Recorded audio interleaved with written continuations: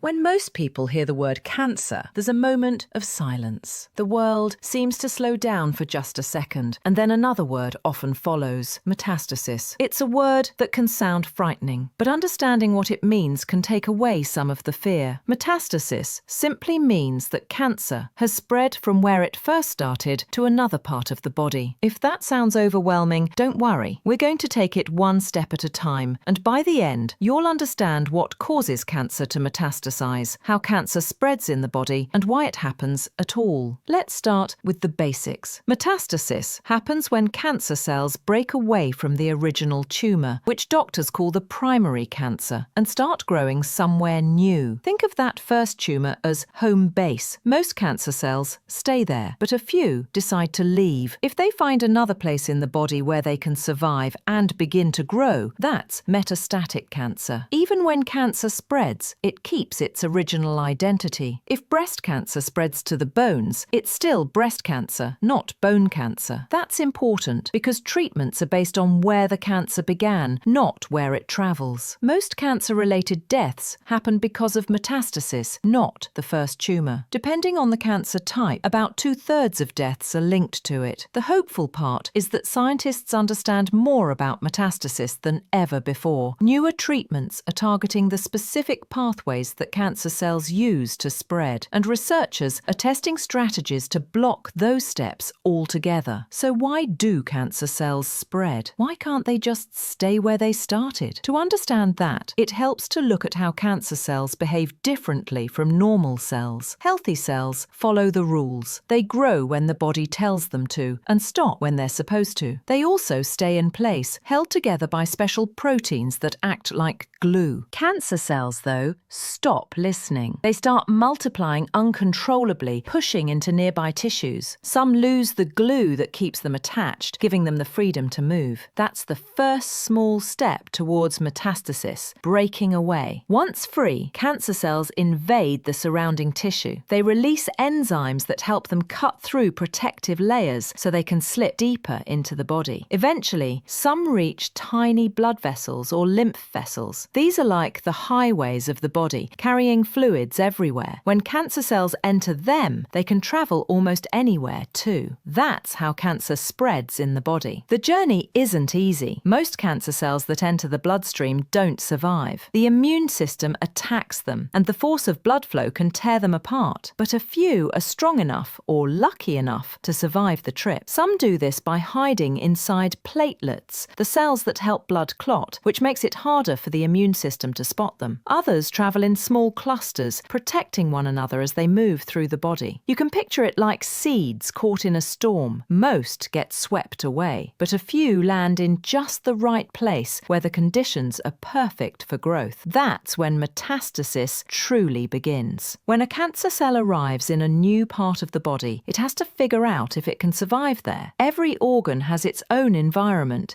its own nutrients and chemical signals. Some places feel right for certain cancer cells and others don't. This is why, for example, breast cancer often spreads to bone, while colon cancer tends to spread to the liver. The cancer cell is like a seed, and the organ it lands in is the soil. Some soils are simply more welcoming than others. That's the classic seed and soil idea. Metastasis isn't random. It's guided by biology. Understanding that is helping researchers develop new ways to slow or block the process. By changing the soil, or the environment around the cells, scientists can make it harder for cancer to take root in new places. Metastasis might seem like a single event. One day the cancer spreads and everything changes. But really, it's a long, complex process that happens in many small steps. Once those cancer cells find a new home, they face a big question. Can they actually grow there? Most can't. They land in places that don't have the right signals to survive. But every now and then, a few find exactly what they need. They start multiplying again, quietly at first, and then faster, building a new tumour in that area. That's the moment cancer officially becomes metastatic. It's no longer just a traveller, it's settled into a new neighbourhood. The way this happens depends on many factors. Some cancers have cells that are naturally better at surviving the trip. Others find easier access to blood or lymph vessels, which makes spreading more likely. The strength of a person's immune system also matters, because strong immune defenses can destroy stray cancer cells before they have a chance to grow. The tumour's environment plays a big role too. When areas around a tumour have low oxygen or constant inflammation, they can send signals that help cancer cells escape and settle elsewhere. That's one reason why treating the original cancer early is so important. Stopping the growth at its source makes it much harder for any cells to get away. Screening and early treatment greatly improved the chances of controlling the disease before it spreads. Now let's talk about something that gives many people hope: what doctors can do to stop or slow metastasis. There isn't one single cure for every cancer, but there are many ways to interfere with the process. Early detection makes a big difference. The earlier a cancer is found, the easier it is to remove or treat before it spreads. That's why screenings and follow-up visits matter so much. Surgery and radiation can destroy the main tumour, cutting off the supply of cells that might travel elsewhere. Then there are whole body treatments like chemotherapy, hormone therapy, targeted drugs, and immunotherapy. These can find and destroy cancer cells wherever they hide. Some treatments block new blood vessels that feed tumours, while others help the immune system recognise and attack cancer cells more effectively. Scientists are also developing therapies that focus directly on metastasis. These new strategies aim to interrupt the exact steps cancer cells use to move, survive, and grow. Many are already being tested in clinical trials. It's amazing to think how far this research has come. A few decades ago, metastasis felt like a mystery. Now, scientists understand it as a chain of events that can be studied, tracked, and often disrupted. Progress isn't the same for every cancer type, but treatments are improving for many. And while not every case can be reversed, many people live long, full lives even with metastatic cancer. Treatments are improving, survival rates are rising, and hope is stronger than ever. So what can you do to support your health through all of this? Start with awareness. Know your body. Keep up with checkups. And ask questions if something doesn't feel right. Follow your care plan closely. And remember that health isn't only physical, it's emotional too. Support groups, family, and friends can make a real difference. Even small changes, like eating well, staying active, getting enough rest, and managing stress, can help your body stay strong during treatment. These steps don't replace medical care, but they give your body the best foundation to fight back. Understanding what causes cancer to metastasize isn't about fear, it's about knowledge. It's about seeing how incredible and complex the human body really is, and how far we've come in learning to protect it. Metastasis is one of the biggest challenges in cancer treatment, but it's not the end of the story. Every day, doctors and scientists are discovering new ways to stop cancer from spreading, and those discoveries are bringing real hope to millions of people. And if you'd like to see more videos that make complex cancer topics easier to understand, don't forget to like this video and subscribe for more. Remember, you're not alone in this journey. The more we understand, the more power we have to heal, to hope, and to keep moving forward.